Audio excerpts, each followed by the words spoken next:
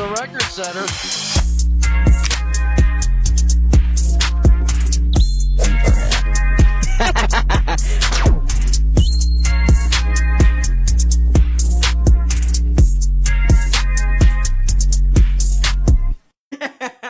What's going on? What's going on? We back with another episode. It's your boy Kill. It's your boy Johnny Boy. Man, and welcome back to the Crown School Podcast. Man, how you doing? I'm doing great, man. I'm doing great. School almost over with for me. Well, not really. My class almost over with. Yeah. But yeah. I hear that. Tired of that class. Yeah. I believe it. It's like computer science or something like that, right? Or you doing cybersecurity or something like that, right? Yeah, it's just basically cybersecurity. Yeah. Everything related. I mean, I can only imagine. Computer science, that got too much math in it. Yeah, you're right. You're right. Now, as you can see, I put up a few decorations and stuff to make it look more sports themey in the background. Finally, I actually put my space together so I feel comfortable now. You know what I mean? It look good, man. Appreciate it. You know, home, favorite team. Got my little Luffy mannequin back there. My daughter loves that thing, dog. I swear she'll come in and just grab it and just like she took the controller and threw it down just to play with it. I said, man, oh my gosh. But hey. Yeah. Come on now. You say it's a move. Come on now. It's a move. Come on now. Nah, man. Honestly though, since ball's been over, like, you know, basketball season here, so been watching more basketball, been trying to watch some of the Winter Olympics. Not to talk down on her, but her name like the lady who tore her ACL, what's her name? I don't know her name. Lynn or something like that. Bro, hey, my wife pulled it. She said, so obviously she got hurt, and then she tried to do her actual run and got airlifted off the slope. So tough go at it. But then my wife found an article this morning, or maybe it was yesterday, about how the day after that happened, her dog died. I said, man, I started laughing, but it's bad, but I started laughing because it's like, when you tore your ACL, you should have been home worrying about your dog. Your dog was on the last leg, and you decided to go ski, and now look at you. And then you hurt him twice. I said, she had a rough start to her year. Boy, no cap. Hey, there ain't nothing to laugh at, but also, like, that's a rough start to the year, man. We only in February, so oof. I know about that dog dying, boy. Hey, RP Peanut. Hey, RP Evs, we had to go put that down. That hurt. That tore me up, boy. Boy. Yeah, that tore me up. Yeah. They called me after practice. I don't think I went to practice that day, actually. It happened. I had to call coach. Hey, I ain't coming in today. I can't. Well, but toe up. Man. But just to get started, just like obviously like little shoot the jump to start the episode out. But to start things out, I did want to address something or get something off my chest. We saw that Trinidad Chambliss got a preliminary injunction from a judge in Mississippi, so they're going to allow him to play a 6th year of college football. So I can't really, you know what I mean, like, use the system to your advantage, right? But also, like, it's one of those things where it's like, I blame the NCAA. Y'all ushered in this new era with allowing the NIL, and obviously we had COVID happen, so like people did get that extra year of ball, but also like y'all ushered this thing in, but they ain't have no restrictions, no guidelines on how it's gonna go. So you get all these stories of like it's not even necessarily my frustration with him having a 6-year ball, right? It bothers me a little bit because Joey Aguilar is also going through the same process. I appreciated what he did for us this past season. I anticipated us, like, obviously I ain't assuming we were going to make it to the playoffs, but as long as we didn't drop too far off after having a playoff season, I was hoping for an 8 to 9 win season, and then obviously ushering our young 5-star quarterback coming in, or even George McIntyre, who's in the room as well. I hope I said his name right. McIntyre. I don't know his first name. It might be George. I think it is. But we got 3 5-star quarterbacks in the back-to-back signing classes, or he might have been a 4-star. I think he was a 5-star. 3 5-star quarterbacks, back-to-back signing classes. So now we got these 2 young guys who are literally going to battle it out this spring for the possible starter in our program, but then we got a guy who's suing the NCAA for extra year eligibility, and it's like, come on, fam, like we appreciate it, but also you didn't even know you were gonna play ball no more. You was on your way to be a fireman. Now you had a good story, like go do what you gotta do. But like I said, I blame the NCAA because like you brought it in, you knew it was gonna be a possibility, all this stuff was gonna happen, and so now it's no set. This is how we're gonna operate moving forward. Now that we got NIL, now that like since post COVID, this is how we need to move forward. So now you got all these different situations where they're allowing certain players to have a 6-year eligibility, but they're not allowing it for other people. And like the one tight end, like granted, few medical red shirts, his story was crazy. 8 years of college football or 9 years of college football, like just injury, like you know what I mean? But Yeah. you know what I mean? Like it's just getting back to that one, like bro, like the NCAA really dropped the ball with this one, with how they just allowed it to play out. Because, like, first of all, I'm not against NIL. I mean, universities, institutions was making bank off the backs of these athletes. So giving them the chance to make some money so they can change their families' lives and stuff. I'm not arguing against that at all. I think the fact that they didn't have a set guideline for like how much you can pay players and how much schools can get to use NIL is a slap in the face. Them not having a way, all right, you can't transfer this many times because you chasing money. This and like, there's certain things they could have did better about introducing it. But I agree. I think with this whole eligibility rule, I think the NCAA dropped the ball, and so now it's like it's too many cases of where you let somebody get Carson Beck play his 6 year. So a guy who just played against Chambliss played his 6 year, then you look at Chambliss and say, "Nah, you can't have a 6 year." That don't make sense to me when you know what I mean? Like on the grand scale, if we just seen it happen with this player, so why can't I get it? And so because there's no uniform answer, uniform standard for how they're gonna apply, it bothers me to my core. Like, come on, man, it's only gonna get worse. Yeah, Unless they and nip it in the also bud. I don't even know if Chandler's had like a medical red shirt either. So I think they said something about if he would have redshirted in D2, it wouldn't have, like he would have been able to get this last year or something like that. But because he went up to D1, it went away. So like I don't know, if you ain't had no medical red shirt, like obviously you can't. You know what I mean? Like you get when we first started it, you get your 5 to play 4. Like I read an article where they said it's moving 5 for 5, 5 to, you got 5 to play 5 now, essentially, like what the eligibility is moving towards. But I mean, you should have did all that before we even started the process. Post COVID, because COVID was an anomaly where, hey, schools shut down. Some schools didn't even, or some conferences, some schools didn't even play. So now it gave people that extra year of eligibility. All right, now we out of COVID. How do we move forward, right? You should have put something on there saying, this is how we're going to move forward from now on. But because they didn't, now it's like the Wild West of trying to figure out I want this person. So now they're getting the extra year eligibility and we're paying them millions to come play for us for this one season, or they had a good season, but it ain't work out our way. So let's hopefully get them for another year. And I don't know, man, the landscape is crazy. Most of the COVID guys, like they coming out the league. I mean, coming out the college now. I mean, well, supposed to be. Yeah, at this point now, right? So that's what I'm saying. Because they didn't put a cap on it, we're still seeing the after effects of it right now. Right. Because COVID happened the 2020, 2021 year, and now is that we're 5 years later. These are guys that came in as freshmen who, you know what I mean, like that are petitioning for that 6 year. You know what I mean? So it's crazy, but like I said, like they didn't put a cap on it once it happened. They didn't address it. COVID was the anomaly, so we allow certain things, but now we're getting back to the norm of how we gonna move forward with the landscape of college football. So I think that right there, it just bothers me so bad to see that, because go get your money, right? If you want to get it in college now because they're paying you, do it. If you want to get it in the league and not bypassing this whole trying to get an extra year, do it however you need to. I'm only bothered by it because now it's guys petitioning. It's like, it's cool, appreciate what you did for us, but also like you ain't the talent that we really want to see. You got us over this hump. Now we got potential talent that's coming in, and if they try to let you, if the petition goes through and you get to stay, now we got a potential losing star caliber talent to go somewhere else because they signed to come play with certain players and they ain't getting to play because they sit behind somebody else.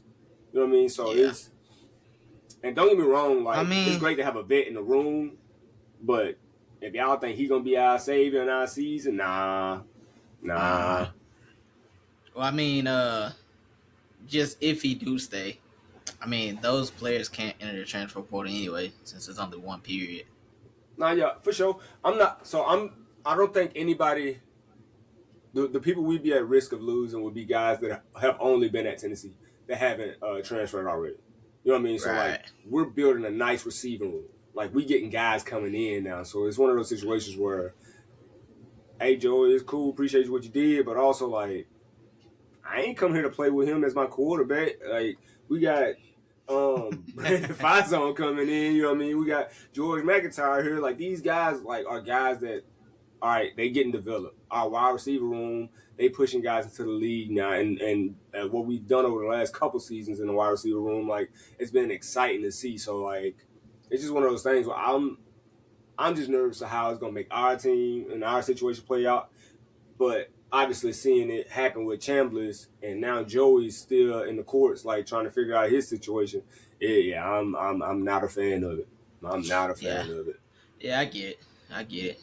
That mug need to have, yeah, like you said, they need to have some parameters and stuff, all that in place before they even introduced all this stuff. Man, they should have, because if not, Because then honestly, it wasn't like NIL don't really even like stand for NIL no more, bro. Because like it don't. schools are paying the players. It's not nothing with brand or name, image, or likeness. It's let me pay you to come and play. And the It's basically payments, it's Ultimate Team, bro. I mean, that honestly, because I think the payments was like they was paying players like $500 for like their NIL, like name, image, and likeness in NCAA, and giving them a free copy of NCAA. Like, right, they wasn't getting nothing after they actually was allowed to pay them. So Yeah, it's one of those things. Where it's like, again, I got nothing against the NIL. I just think the NCAA dropped the ball and how they let it play out. It could have been way yeah. structured way better, and it could have been Mm-hmm. like you had a model that obviously the coaches were getting paid. So now it's like, how do we allow athletes to get paid? How do we allow all this stuff to play out where now it's equitable for everybody, not just the big man getting paid, or not just the big people is getting the benefits of all this stuff. You know what I mean? So, but I mean, it is what it is. It is what it is. Yeah, what it is, bro. But so like I said last week, I wanted to do a top 5 wide receiver draft class. So off our soapbox, get into what we wanted to get on about today. I wanted to do a top 5 wide receiver draft class just to follow up on how we did with our quarterbacks. I'm also going to talk about what I think were the 3 biggest busts of draft class there were in the last 30 years. It's not all time, obviously. I'm not going to sit here and go from 2026 back to the inception of NFL football. We're not doing that, but we did do for the last 30 years. Looked at I pretty much what my parameters was the receivers had to eclipse at least 5,000 yards for their career in order to even get on the list within their class. The class was considered by how many uh, wide receivers were drafted or taken with that class, and then how many actually did something within that out of that list. So like if 35 people got drafted in this class and only 2 people did something great, then obviously they're not going to be one of my top classes just because they got all the accolades, right? And then I also factored in like classes that had Super Bowl winners. So like one class might have more Super Bowl winners than the other one, but that class as a whole did better than that class with the multiple Super Bowl winners. So like I just tried to like be impartial about it. But so I'm gonna be flipping back and forth just so I can like list off some of the names within the class. But my first, I want to do my honorable mentions first. My honorable mentions. All right, I got 3 honorable mentions, and I think you're gonna like them. I think you're gonna like them because when you see the names in the class, you're like, all right, I get it. And my reasoning for it is the work that they did in a short amount of time. All right. So Okay. my first honorable mention, I got the 2017 draft class. That's Mike Williams, Juju Smith-Schuster, Cooper Kupp, and Chris Godwin. That alone, 3 of them got a ring on their finger, right? So it is what it is. They all made it over 5,000 yards receiving. Cooper Kupp got the most at 8,369. So I felt that class deserved the honorable mention. The next one would be at my number 7. I got the 2003 draft class which was headlined by Andre Johnson, Anquan Bolden, Brandon Lloyd, and Nate Burleson. I mean, Okay. I mean, Okay. they got 2 Super Bowl winners in Anquan Bolden and Brandon Lloyd, but then they got 2 guys that went for over 10,000. So it's one of those situations where it's like they names, but also like Yeah. Mm-hmm. you know what I mean, like the stats that speak for themselves. And mind you, the 2017 class had 32 guys taken in that draft, and they only had 4 guys with over 5,000 yards receiving, and 2 of them have Super Bowls. So that's why that was an honorable Mm-hmm. mention. 2003 had 37 guys drafted in that class, and only 4 of them went for over 5,000. So you can see how it's playing out. Now, keep that in mind when we actually get into the top 5, because that's going to be where it's going to be like, oh my God. All right, so I got you. my last honorable mention in number 6, I got the 2006 draft class. That's Brandon Marshall, Marquise Colston, Greg Jennings, Santonio Holmes, Delaney Walker, which I found crazy because he's a tight end, but they had Yeah, I'm him finna listed. say. They had him listed as a receiver, and he's the only one of the tight ends that even had 5,000 in that class. So like, it was just one of those like, you know what? I'm just gonna put it because like where he failed, he might have put on some weight and transition to tight end. You know what I mean? So Right. so it's just one of those things. Like even at that time when he got drafted, he came in with San Fran. I wasn't watching San Francisco, so I wouldn't have known if he got drafted as a receiver or tight end or not. But can you tell me that group again, please? Brandon Marshall, Marquise Colston, Greg Jennings, Santonio Holmes, and Delaney Walker. Okay. I said, Okay. and Brandon Marshall went for 12,351 yards.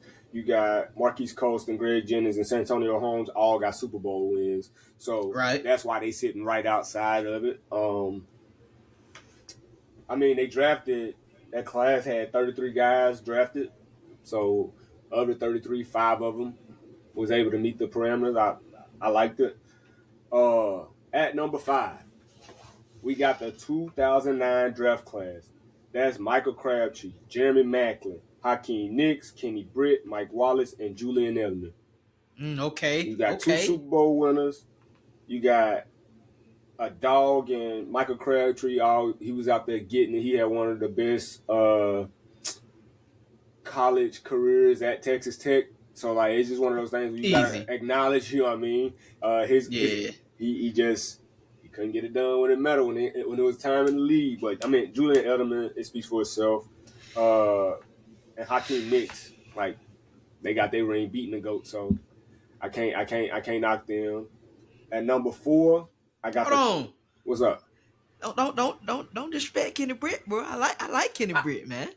That's your guy. I know. Listen, there was times where I was mad at Buddy. Like he had a couple games where like he had games where he went off. Right, it was one game he had 3 receiving touchdowns and he went crazy. And then the following game, like as a kid, like I ain't know no better, so I saw him like he couldn't catch the ball. And it looked like he faked, like he pulled a hamstring. I was like, what are you doing? So that really, like, but I mean, don't get me wrong. I ain't trying to take away from him. It's just, it's not much that I'm going to sit here and just talk about him. I know it.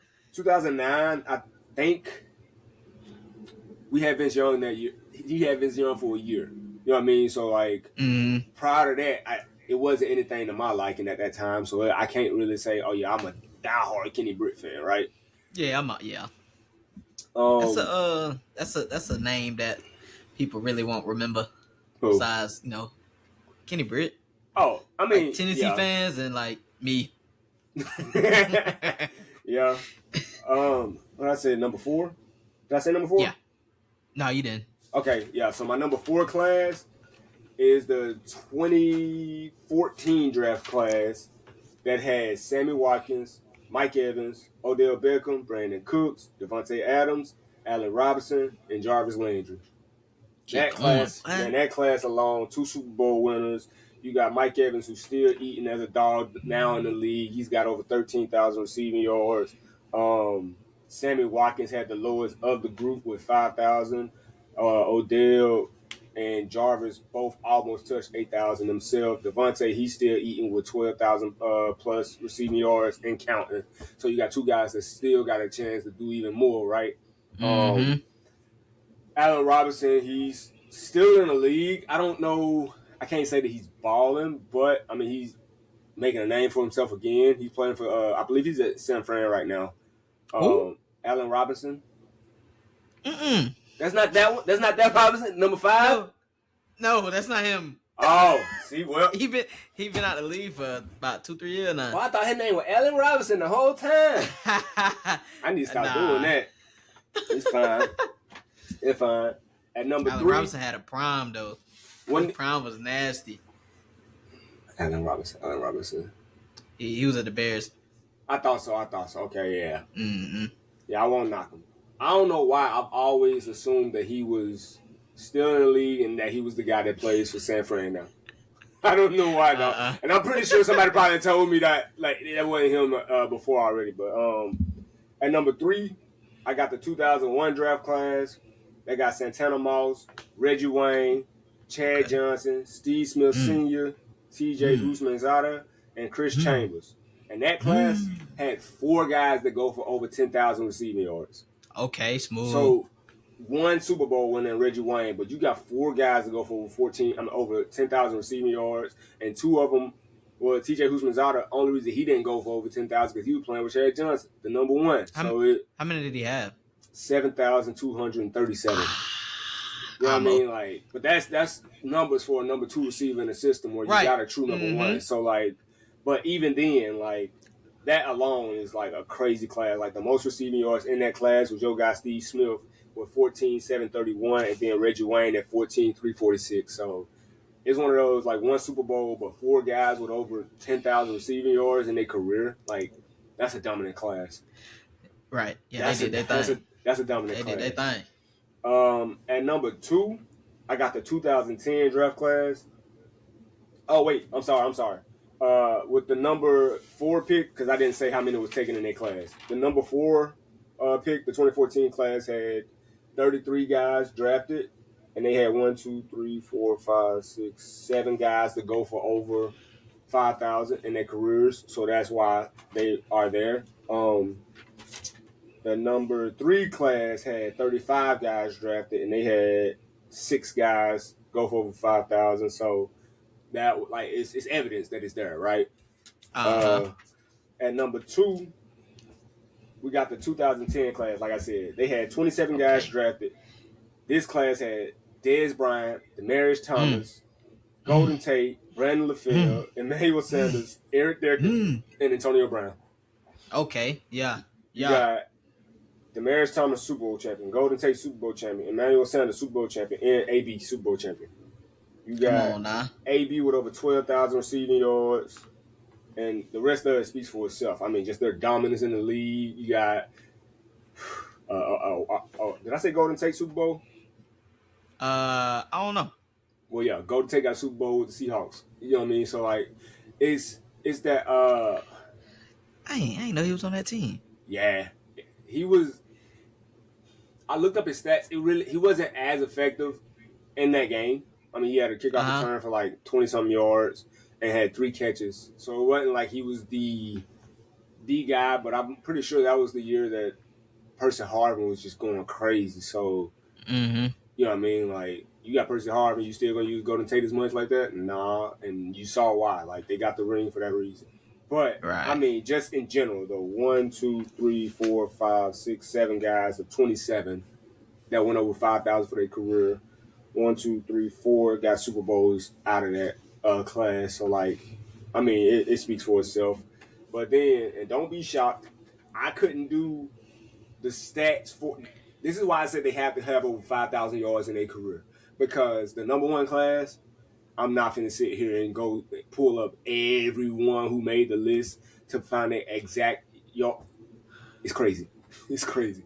The number 1 team in my top 5 is the 1996 draft class. Wait, hold on. Let me see if I can guess a receiver from that. Was Michael Irvin in that class? Nah. Free. Keyshawn Johnson. Yup, the first pick overall. Got one. Super Bowl winner. You got Keyshawn Johnson, Terry Glenn, Eddie Kennison, Marvin Harrison, Eric Moulds, Amani Toomer, Muhsin Muhammad, Bobby Ingram, T.O., and Joe Horn. How many is your name? That about 1, 2, 3, 4, 5. I think 6, 8, 9, 10. Of 33 receivers, 10 of them went for over 5 bands in their career. That's crazy. You got 3 Super Bowl winners. The class alone, like how deep it was, and how many were able to go for over 5,000 was just enough for me. That it showed they had careers. I'm pretty sure. I didn't pull it up, but I'm pretty sure Marvin Harrison is, if not over, close to 10,000. T.O. Hall of Famer. So Marvin Harrison Hall of Famer. T.O. Hall of Famer. I'm not sure if Keyshawn Johnson resume says he's a Hall of Famer yet. I'm not sure. You know what I mean? But at some point when his name comes up, that's a conversation that they'll have.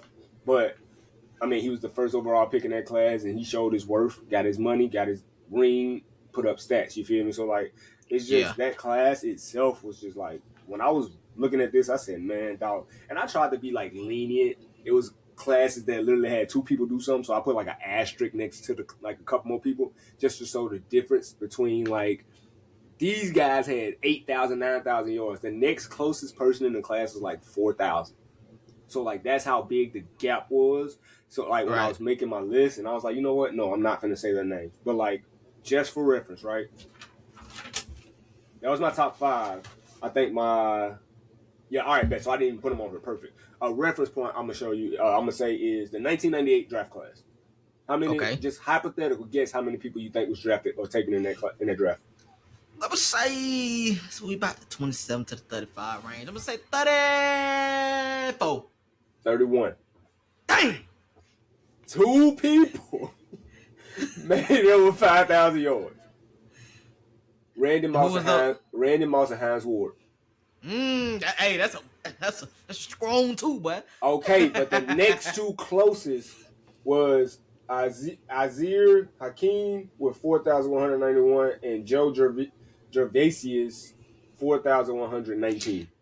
I don't know them folk, bro. Exactly. So it's like, bro, like when you like, it was crazy, like just doing the research and like looking at it, like, bro, it really like some classes was, but also like it was something about how this class was a running back heavy class or this, that, and like, and I get that, but also y'all still took over 30 receivers in these classes, and all these guys did not pan out. Not anticipating everybody to, but I'm not even assuming even for one team, right? But for your career, like that many guys got taken in a round, and then only 2 people made it over 5,000 yards, and one of them tripled it, the other one doubled it. Like, come on, man. Like, I'm not saying it's easy. Obviously, it ain't easy because everybody ain't did it. But come on, y'all ain't got no dog in y'all. Like, y'all just gonna let them run away with the class? I wonder, was there receivers that went before Randy and Hines that draft? I believe so. On the list, I think it was, but also like, it is what it is. Like, I'm just looking at the stats to see. Yeah. But what do you think of my top 5 though? We got. I'm gonna send them back to you. We got 2009 at 5, 2014 at 4, 01 at 3, 2010 at 2, and 96 at 1. Shoot, I can't. With the quarterback one, I could probably try to add or drop somebody, but I don't think I could add or drop nobody for that one. Like it was one of the honorable mentions that you said with Chris Godwin with them. I like that group. That would have been the 2017 class, I believe. Yeah, but I just don't think it was good enough to enter the top 5. Yeah, that was 2017. And you ain't wrong at all. Like, they got 3 Super Bowl rings, but it's 4 Super Bowl rings, but one person got 2, and I mean, it is what it is. But like, again, I'm not trying to knock them, but it's just the stats say. And mind you, now also, I was looking at this. I said some dudes and some dogs. Keep in reference, obviously, like they playing a couple more games in the season now. But like, just to show you what I mean when I say some dudes and some dogs. 2020, that draft class was, all right, make sure it ain't my other ones. CeeDee Lamb, Jettas, T. Higgins, and Michael Pittman Jr.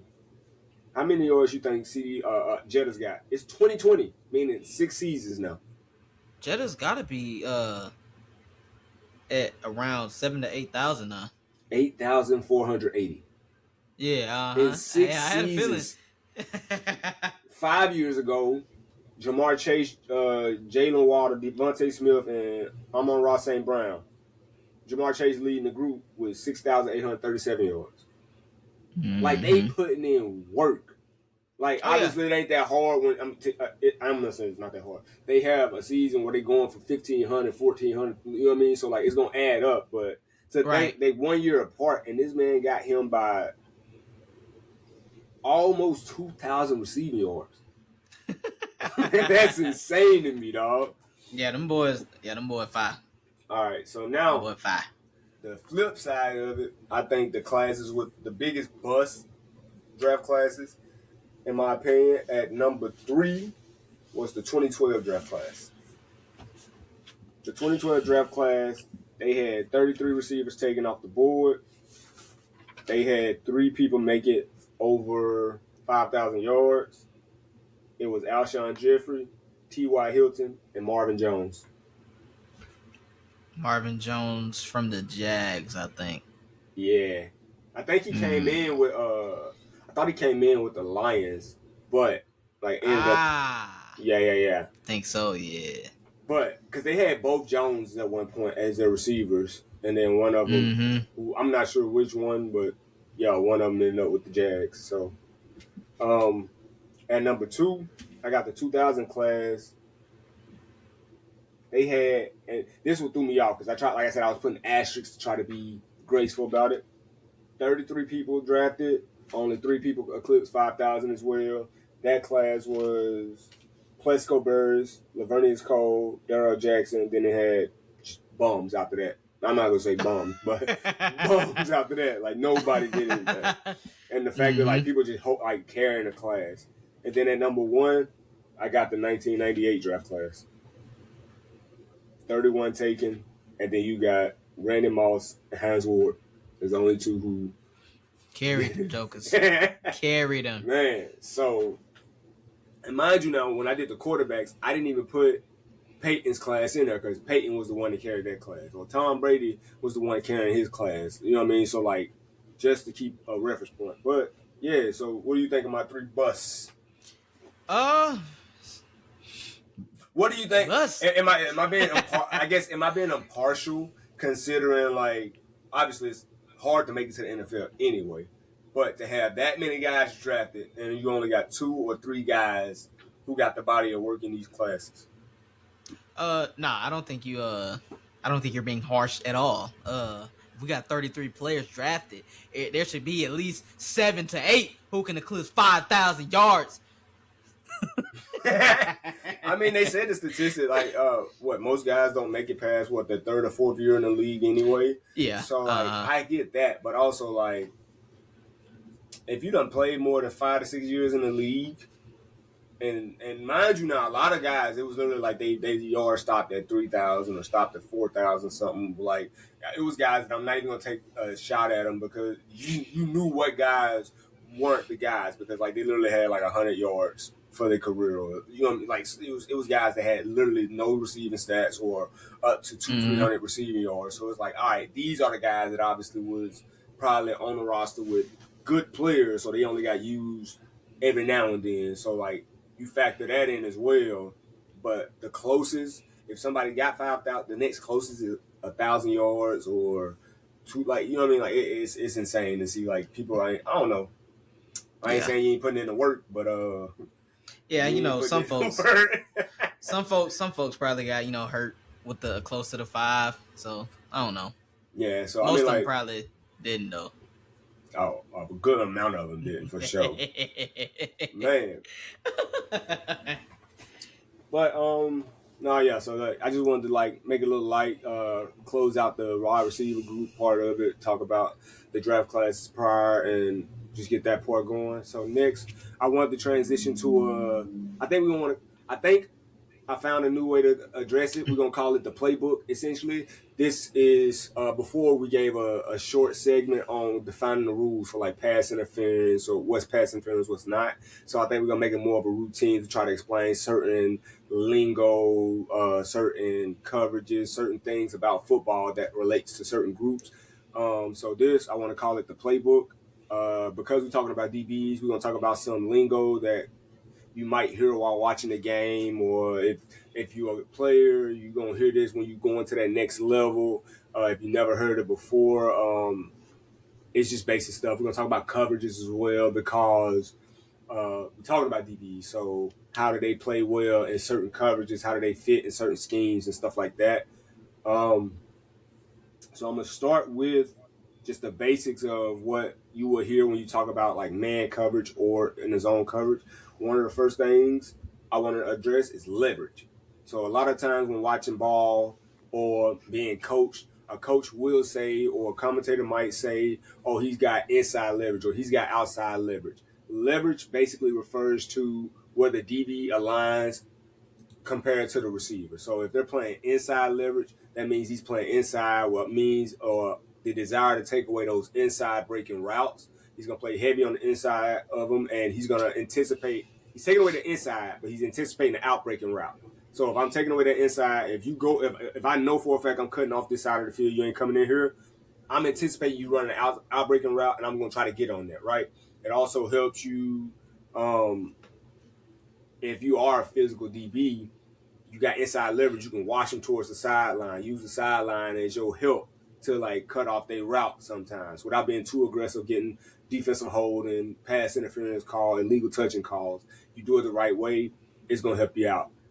Outside leverage, you probably in a zone coverage. You're gonna get hands on them, ride them to that part of you got to get off of them, and then fall into your zone depending on what zone coverage y'all playing. It's usually to help the interior defenders so that way you can like all right, I'm gonna get hands on him real quick. Then I'm gonna go do what I gotta do instead of just letting the man run free through the zone. Because if he runs free, he gonna find a hole somewhere that the defense didn't see because they ain't got eyes in the back of their head. And it's loud in the arena, it's loud in the stadium, it's loud on the field. So everybody ain't always able to hear. Sometimes he's like, yo, you got a man behind you, and they might not hear it. Sometimes they caught up in the moment. So you do your job by getting hands on them, ride them, chuck them, get up out of there, right? The next one would be trail technique. Trail technique is one of those things where if you in zone coverage or if you, I'm not gonna say zone coverage, you typically be in man coverage. You essentially playing on the inside hip of the receiver, trailing them behind them, and you were expecting to have over the top help from a safety in that situation where you might be in man coverage, but the safety's got deep coverage, deep zones where they gonna help out over the top, right? So that can be like cover two man, where the safety's playing over the top and you playing whatever you want to play press. If you want to play outside leverage and you let them run it and you trailing them, anticipating that it's going to be something deep, you got some help somewhere. So you play a trail technique. And it hurts sometimes, though, because if that safety don't get over to help you and that quarterback see that, hey, bombs away, I'm not putting it in a position for that DB to make a play.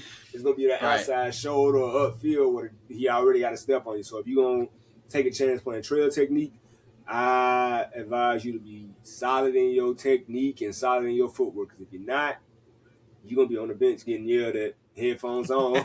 I'm telling you, it's not fun at all. I ain't never played trail technique. It's never been my stick. I know I ain't never been the fastest DB. I'd rather get hands on you and try to run with you. Yeah, if you anticipate playing trail technique, you just gotta. It's essentially like if you playing off man and they seal a curl route and you jump it, you better hope they throwing that curl route because if it was a and he keep going, yeah, come on over here with us, big dog. Come on over here with us. That's just, you know what I mean? Take a seat on that Come bench on, man. Let me talk to you real quick. You know you ain't finna play for the next 3-4 drives, right? That's a humbler. And the last one you might hear is the DBs in phase. In phase essentially means you running stride for stride with the receiver. You within an arm's length without grabbing them, but you can touch him. In phase just means no matter where he goes, I can touch him at any point while he's running his route. And if I can touch him, then I can make a play on the ball.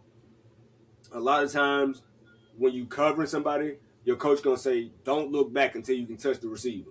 If you looking back and you ain't touch that receiver, you finna get caught on.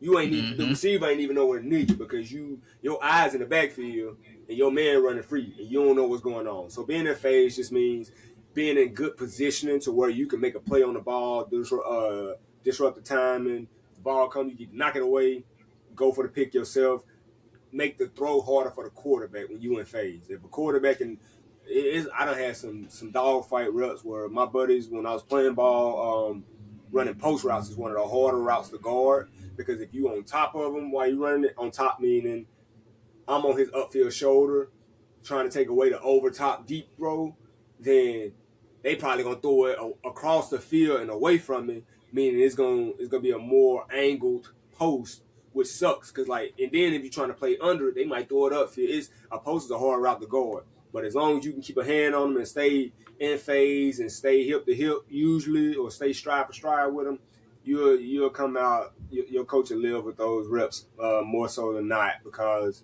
I mean if they make a good throw, there ain't really much you can do. Right. What you got for me? What you gonna say? Good defense, better offense. Papa John's. You funny for that one. Hey, I try. So, but with that, when you hear trail technique, again, like I mentioned, you might be in cover 2 man. You might be in man, depending on you might be in like so coverages. You got man coverage, meaning actually. One second, I ain't trying to get too far ahead. John, can you pull my graphic for me real quick so I can? I sure can. Appreciate it. Mm-hmm. So there are multiple coverages that teams ride by. You got man coverage, we consider cover 0. It'd be cover 1 robber. Cover 0 just means we blitzing, or if they go empty, everybody got a man. And if you ain't got a man, you go get the quarterback. If we in cover 1, that just means we got one safety high, everyone man up. If you ain't got a man, again, go get the quarterback. Cover 1 robber, usually it's going to be a 2 safety look. One of the safeties playing high, the other safeties drop it to that depth of where the linebackers would be. Everyone else, man it up, right? That one is more so depending on the package. If they got tight ends, linebackers are going to be guarding tight ends and running backs. All the corners, nickel corners, everybody going to play receivers, and like we just manning it up. But you got those safeties sitting in certain parts of the field, and some teams like to hide it and disguise it, and they aren't good at it. So they play games with the court. It's a game between the quarterbacks and the safeties to see like if you can disguise it the proper way. Go ahead. Let me say something real quick. Also, another word for robber that some coaches use is rat. So that either they'll call it the robber or they'll call it the rat guy. Okay. Go ahead, Coach Kel. All right, so then we get into the zones. It's really only 4 zone coverages that you'll see. They'll name it a million different things. They'll paint it blue and tell you it's purple. You know what I mean? Like when it comes down to it, it's 4 basic coverages you're gonna talk about. You're gonna do cover 2. Cover 2 pretty much is the 2 safeties take and split the deep field coverage, split it down the middle where one of them has from the middle of the field to the right hash and beyond, the other one has from the middle of the field to the left hash and beyond. The corners, they play that little soft spot in that like space where it's from the line of scrimmage probably 15, 20 yards back. Usually if there's no one coming under your zone, you're going to fall off to help in that little hole. Mm-hmm. So there's no hole shots with corner routes, deep out routes and stuff like that. And then the linebackers, the middle linebacker, he drops deep in the middle of the field, whereas the other ones play hook curls on the hashes. So like everyone essentially cover 2, the field's broken. Zone coverage means the field's broken down into different zones, different sections. Everyone has to play their zone. And so before I've said it, if everyone does their job, not trying to be the hero, then you can win games, right? So in cover 2, you're going to hook curls. You're going to get a deep middle guy for the linebackers. You got those corners playing the line of scrimmage to about 20 yards back to make sure there's no hole shots. And then, you got the safeties cover anything deep. Anything deep from the middle of the field over on their respective sides of the safeties. Go ahead. Can I say something, Coach Kale? Go for it. When he mentions the corners, when there's no one threatening their underneath, we also call it cloud. Yeah. Like again, like I said, they're gonna paint it a million different ways. It depends on the system you in, depending on the coaches you're dealing with. Like obviously, cover 2 gonna be cover 2. They just gonna call it something different within their system. So, that's why you see say cover 2 zone, Tampa 2. Tampa 2 is one of probably the most annoying defenses for a lot of people. They hate when people play cover 2 because unless you really like just we finna run posts all day.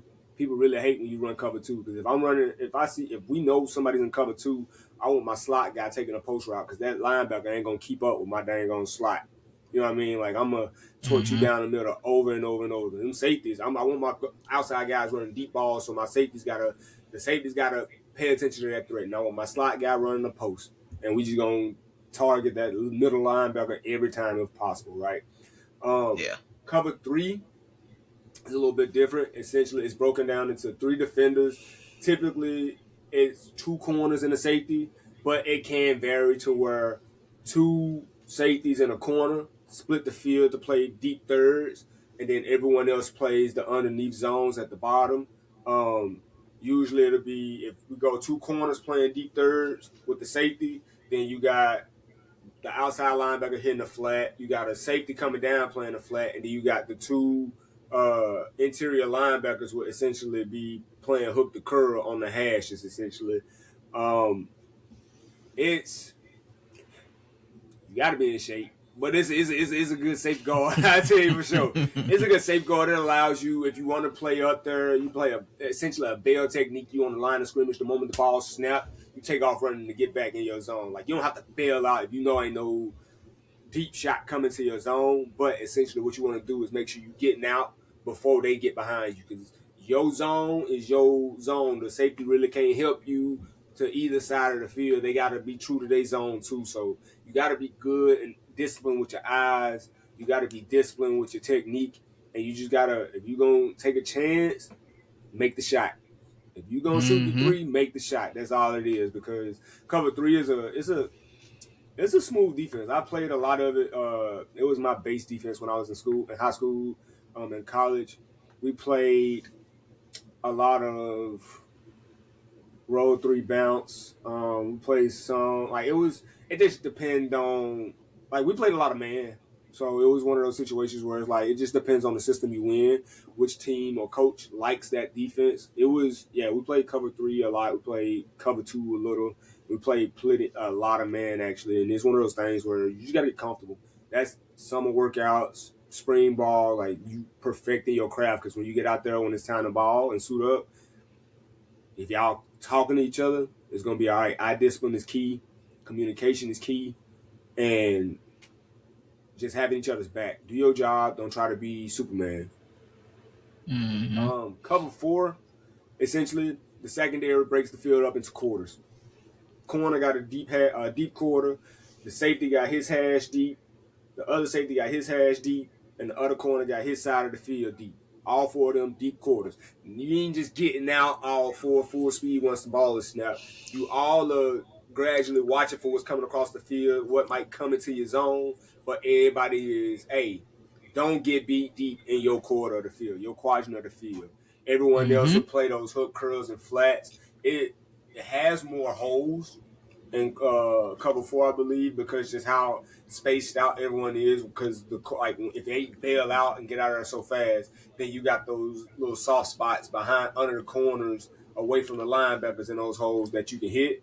But most times, like, yeah, if it's good eye discipline and if everybody like playing the way they're supposed to, cover four is a pretty chill defense. We're not getting beat deep.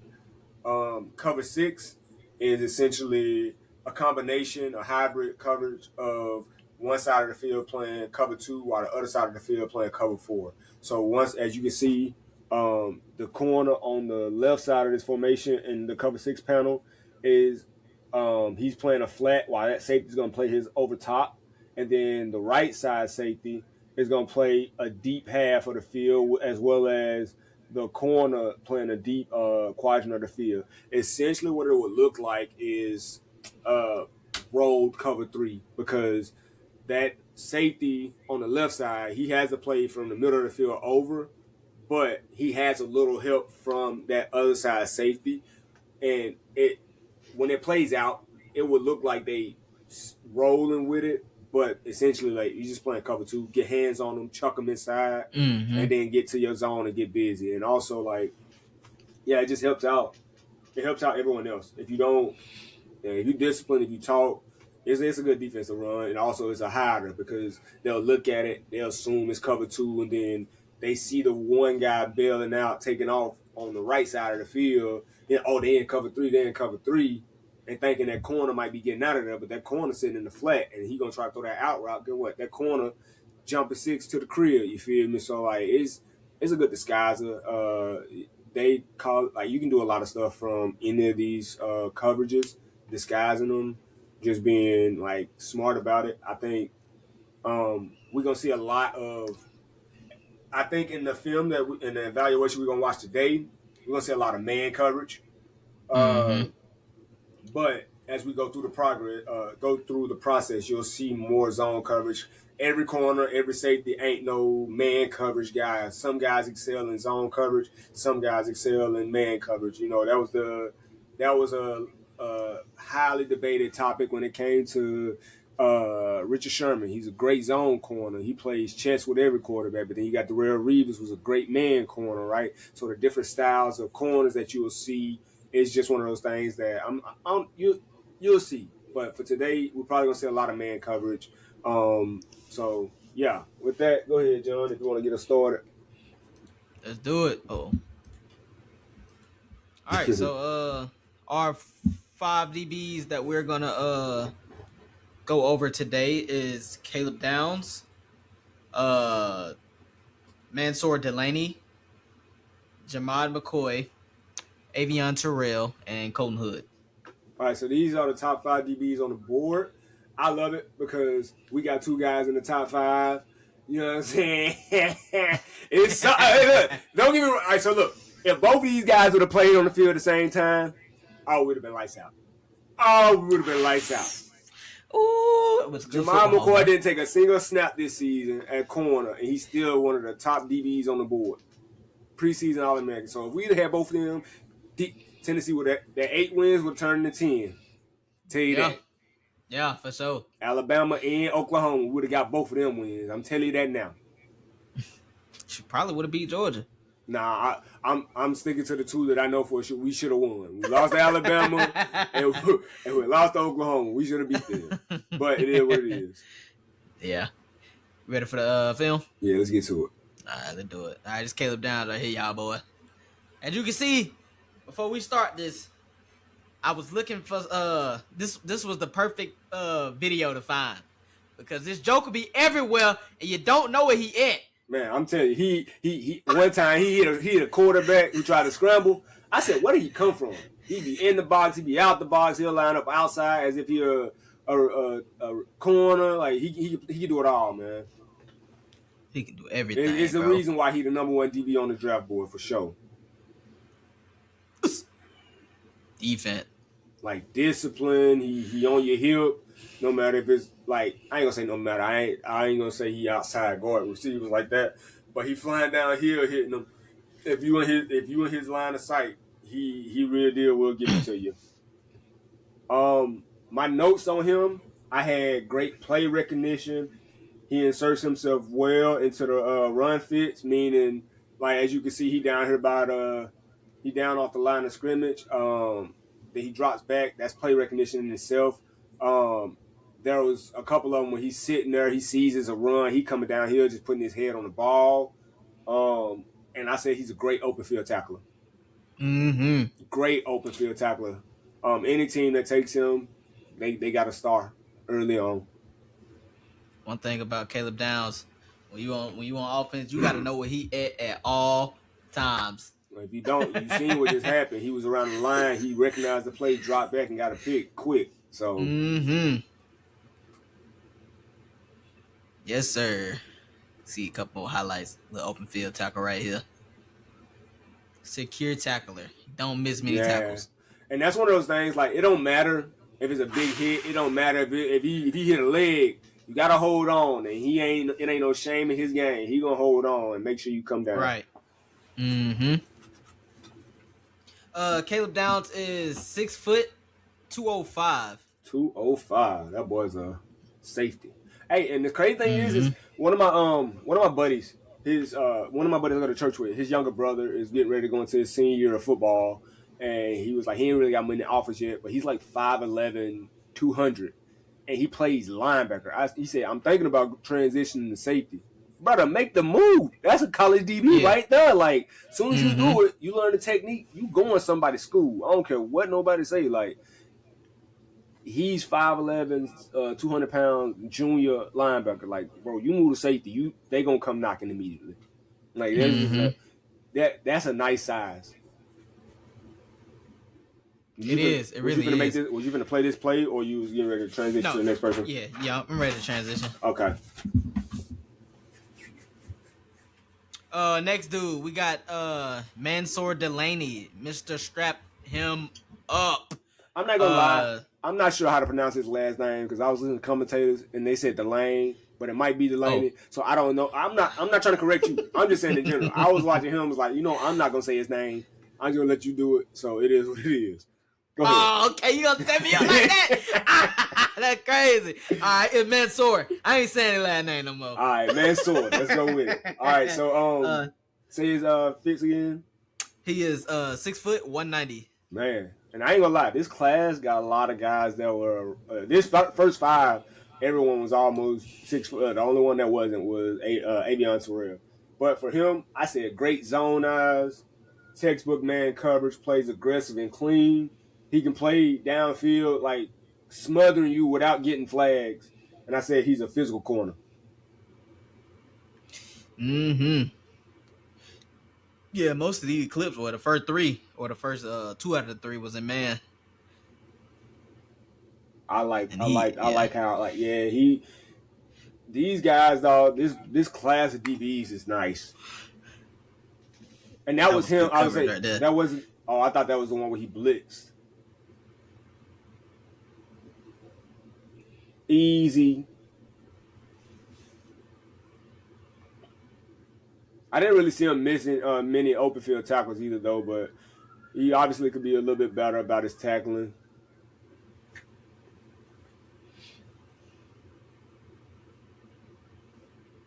That's got name. That KC, ain't it? Yup. That's always a good game, though. LSU versus A&M, and then LSU versus Ole Miss are always good games to watch. Yeah, I like the way he plays, dog. I like his physicality. He's not afraid to put his head in on the tackle. Yeah, I don't know. I'm excited to see where he goes.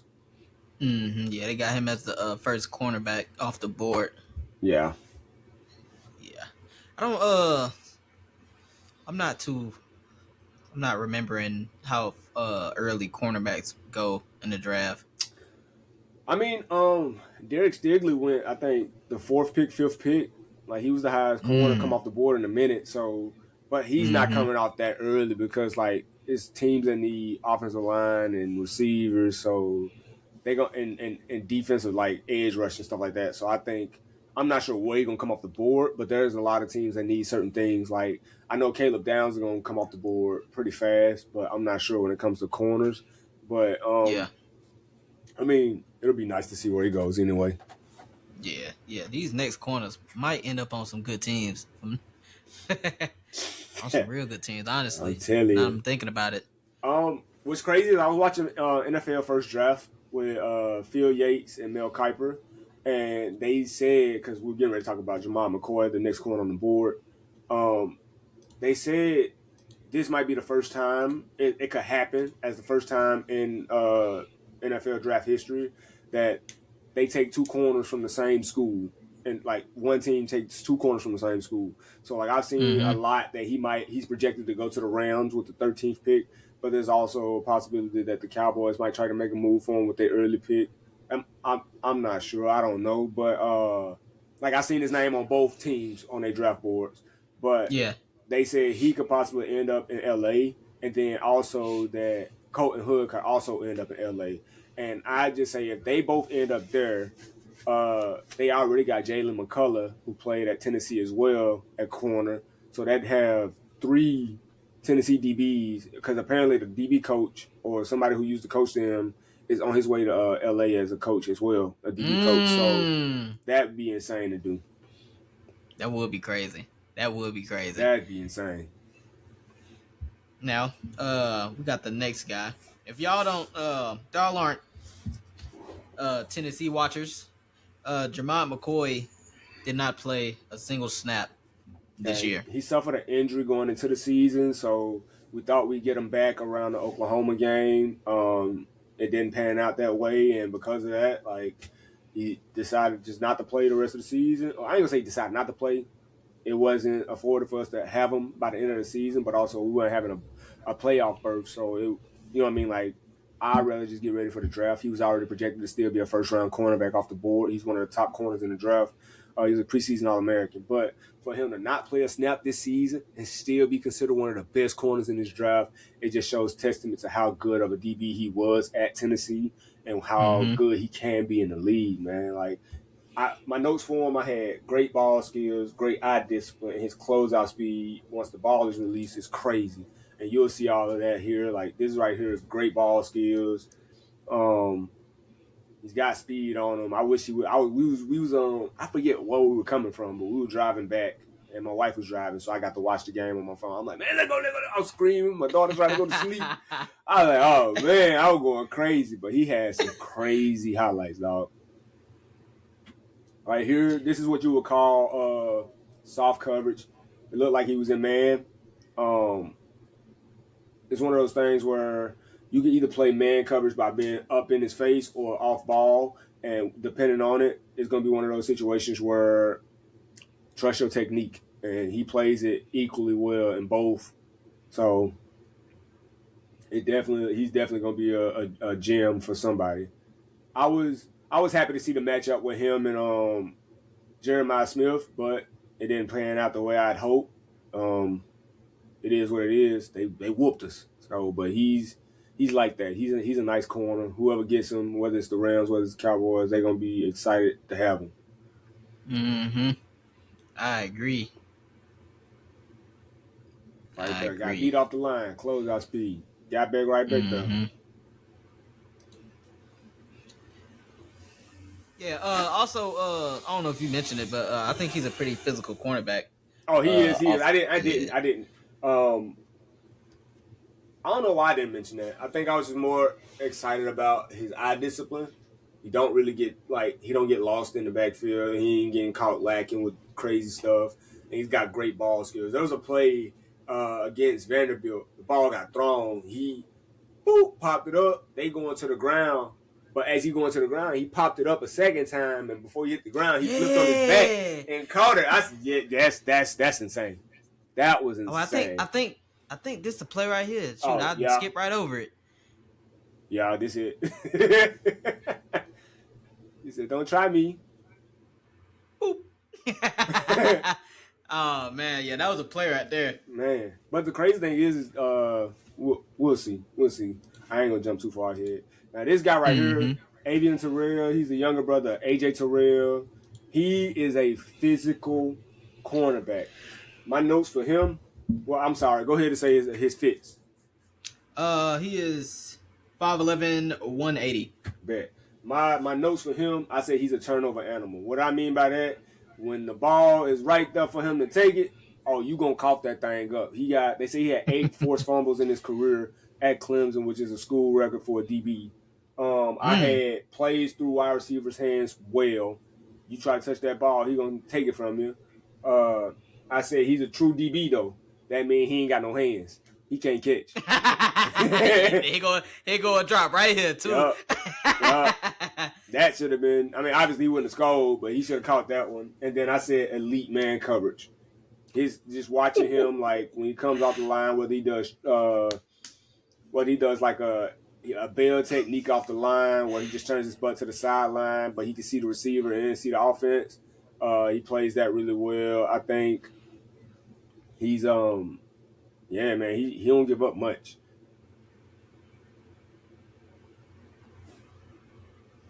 Get in trouble. I'm gonna stop picking up my hand.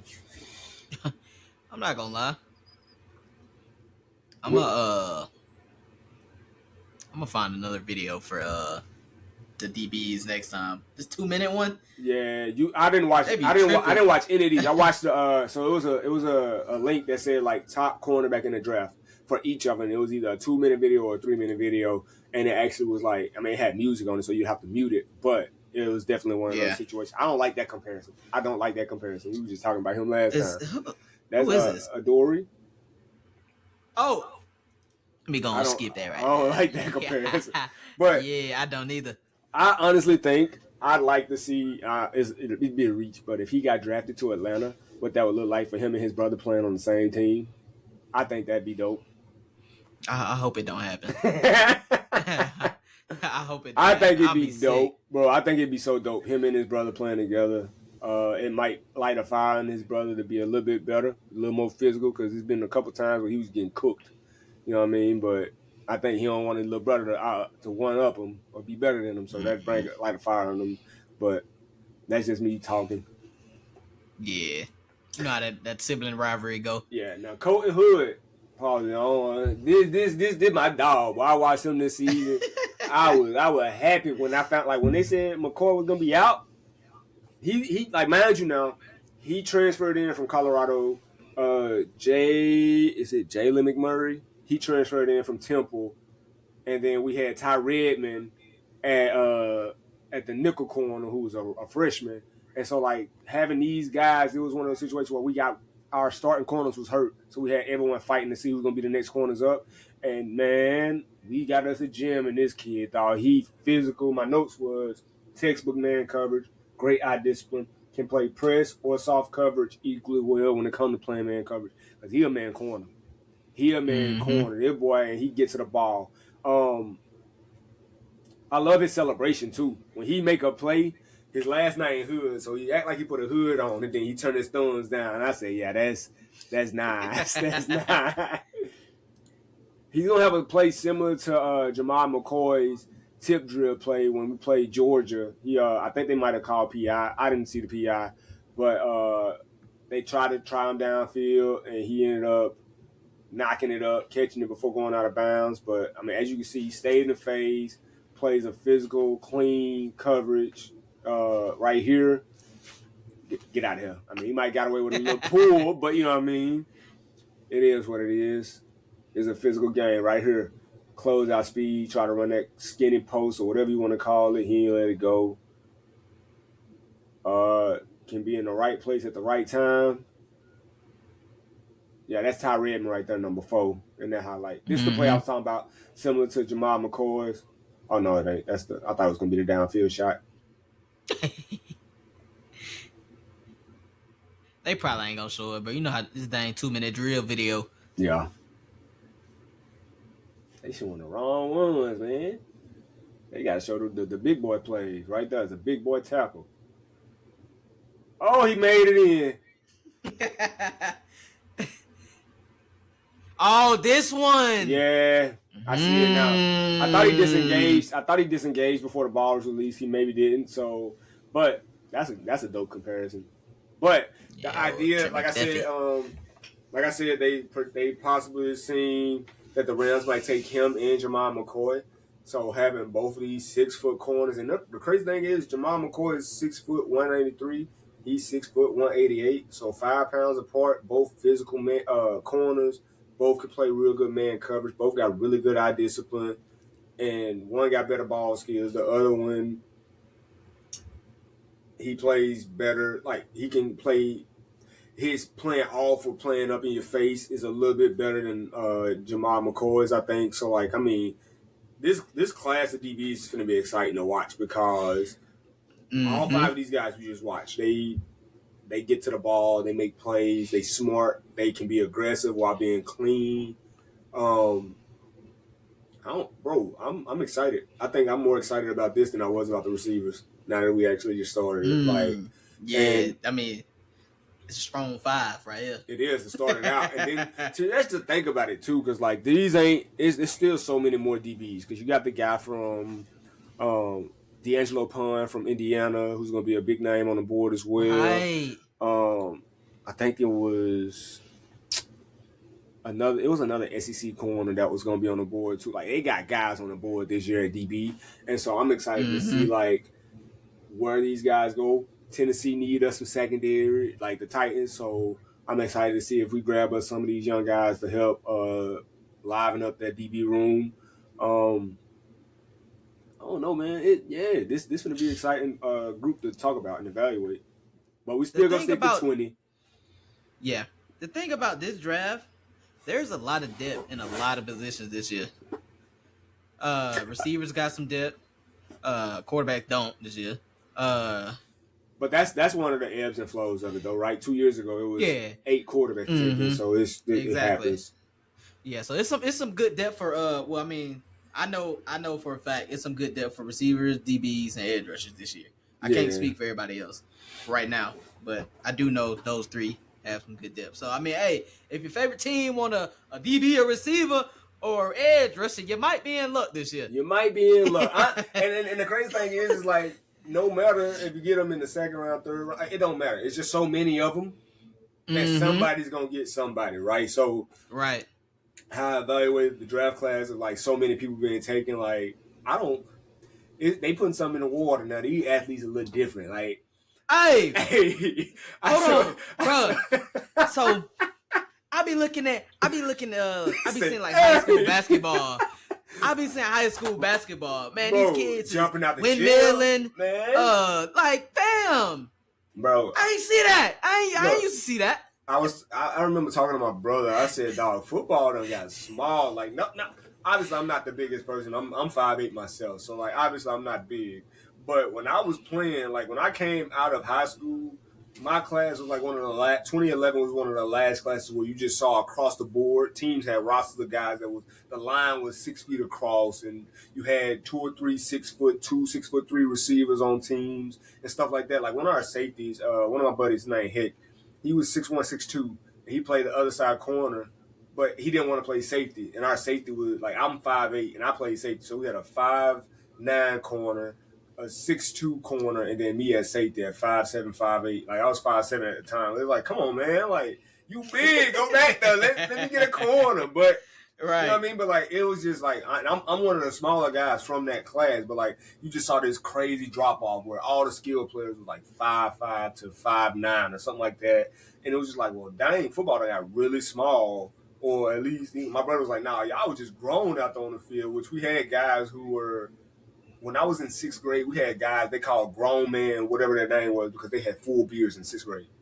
We had a guy who was dunking in the 8th grade, 6'2". Like it was like you know what I mean? So it was like, but like now these kids is different, dog. Like, hey, I ain't gonna lie. Hey, like the way some of these kids is coming out now, I'm locking my door when they walk by me. Hey, how old you say you was? Why you ain't 17? I'm not gonna lie. You ain't 16? I'm not gonna lie, dog. I actually talked to my niece yesterday. She said she 13. She said she 5'8". I said, oh my God, we the same age. But then her little brother's like 3 or 4 years younger than her. I said, how tall is he? He said, I'm about 4'11". I said, good. I still got a chance.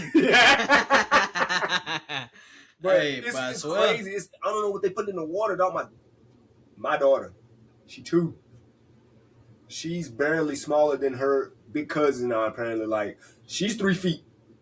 And I got her big cousin is 3 years old, and she's just over 3 feet. But then she's got another cousin that's 5, who's barely taller than that cousin that's 3 years old. And I'm like, oh my gosh. I don't know if like they're just small or we raising a giant.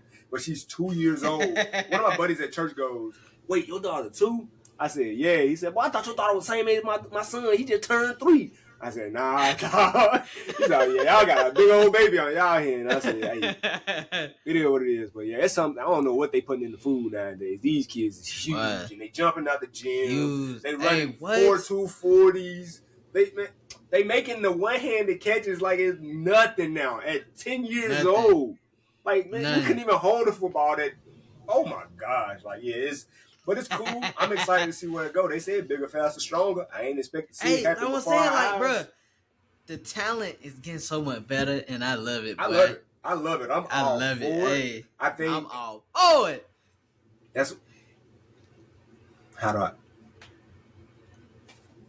I'm all for it. Keep doing it. If y'all eating y'all vegetables, if you're eating your vegetables, keep eating your vegetables because you're gonna make it. If you're drinking your milk, keep drinking your milk. Don't feel ashamed about doing anything that's if you ain't.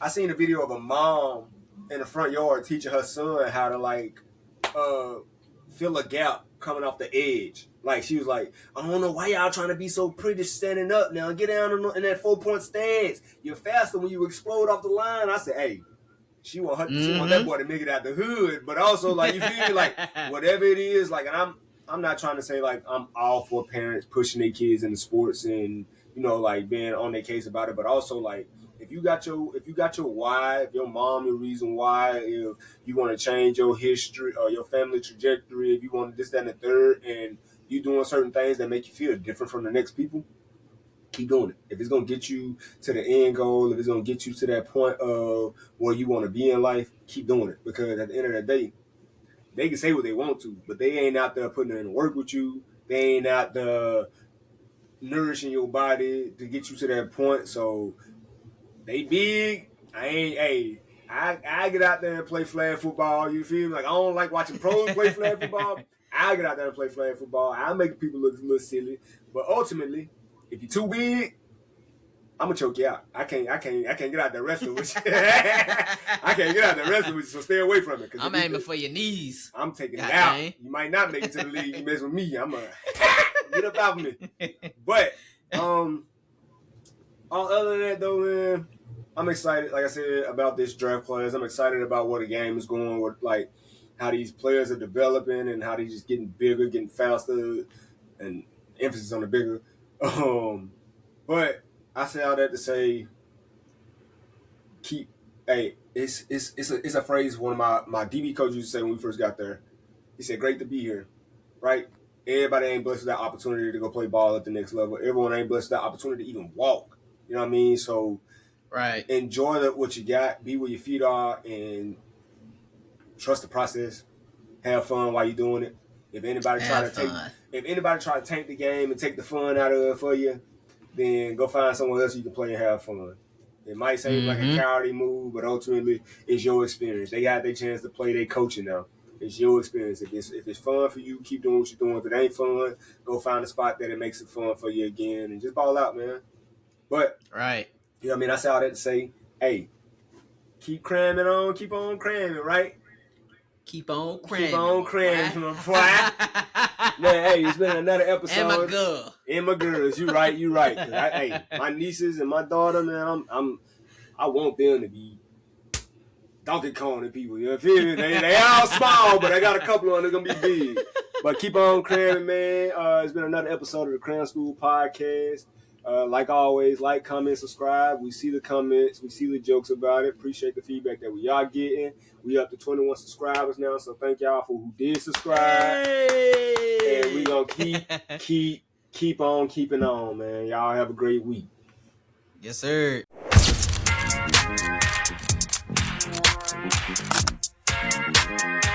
At the record center.